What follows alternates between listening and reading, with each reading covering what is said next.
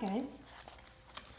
Yesterday we read the plan, and I want you to take a second to refresh your memory on what happened in this chapter and where they left off.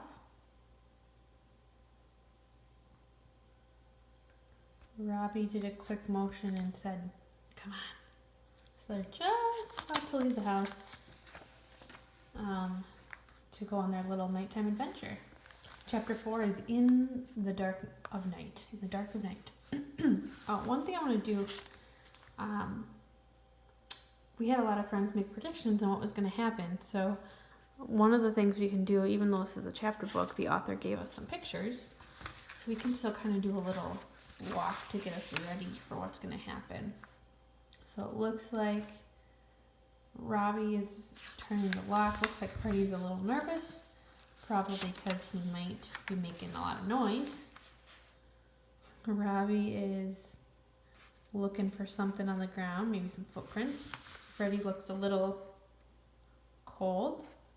Doesn't really look excited to be out there as much as Robbie is.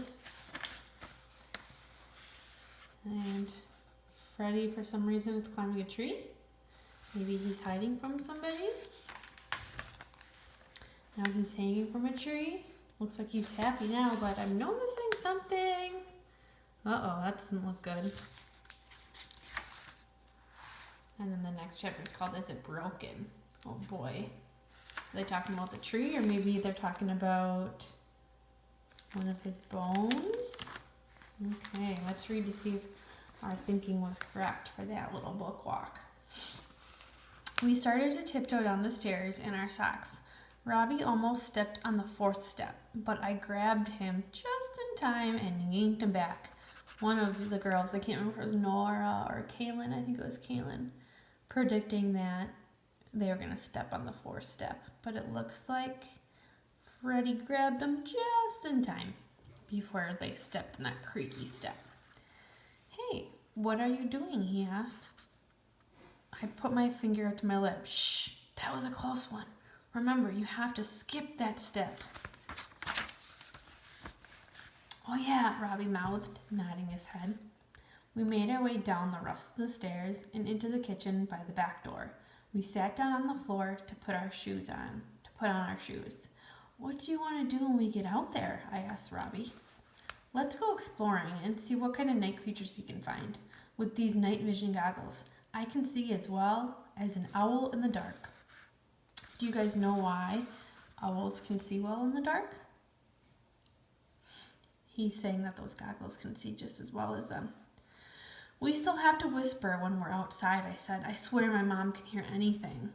I tried to turn the latch on the back door. "Rats," I whispered. "What? This latch always gets stuck." "Let me try," Robbie said, pushing me out of the way. So Freddy must have tried first and couldn't get it. He spit on his hand and then rubbed his spit on the latch. "Ew, gross. What are you doing?" "I'm trying to lubricate the latch." "What? Could you speak English, Einstein?" "I'm trying to get the latch wet so it slides more easily." I'll let you guys study the picture for your little fin search.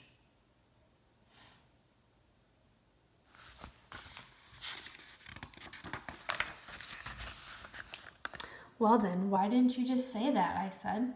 Robbie rubbed a little more spit. "Got it," he said. The latch turned and we were finally in the backyard. "Brr, I'm freezing out here." So I was right about how he looked. I said. My teeth were chattering. "How did these nocturnal animals stay warm?"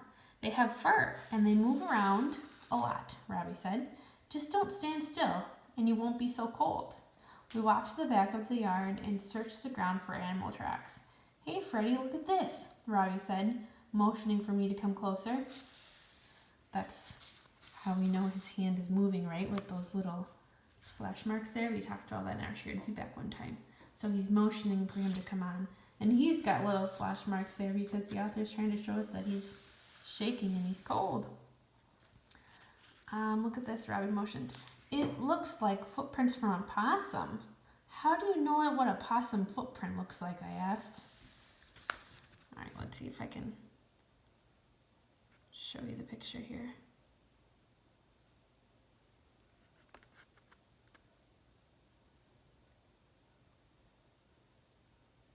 I'm not going to search too long, but I don't think I found the word fin. It's probably there somewhere. I saw them in a book once. I bet it's around here someplace. I'm going to go over here, there, he said, pointing at my garage, and see if it's up on the roof. Wait a second. I'm going to go over there, he said, pointing at the garage, and see if it's up on the roof. Okay, so Robbie's walking away. Freddy might be climbing a tree to get a better look. While Robbie was tracking the possum, I was getting bored, and my fingers were starting to freeze. I decided to keep warm by climbing the tallest tree in my yard. I know, I called to Robbie. You stay on the ground and use your goggles, and I'll climb the tree and let you know if I can see it from up there. You're going to climb the tree in the dark? Yeah, why not? I've done it so many times, I could do it with my eyes closed. All right. As I started to climb up the trunk, I lost my grip and fell to the ground.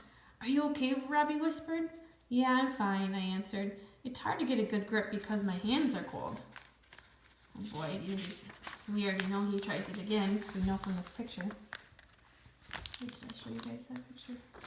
I didn't.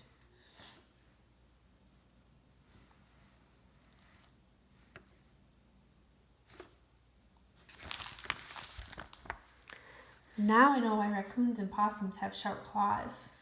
I started back up the tree again, and this time I reached my favorite branch and I sat down. And I was finally big enough to climb as high as the third branch. See anything yet? I called down to Robbie in a whisper. No, me neither. As I sat in the tree waiting for Robbie to find something, I slowly scooted my body further out on the branch. Then I gripped the branch with the back of my knees and let go of my hands. Hey, look at me, I called to Robbie. I'm hanging upside down, just like a possum. I'm hanging upside down just like a possum. The next thing I knew, the branch broke and I hit the ground with a thud. Ah! Yeah, sure enough, the next chapter is called Is It Broken? That's probably not good because if he broke something, he's going to need to talk to who? He's going to need to talk to his parents. They're going to know. Oh boy.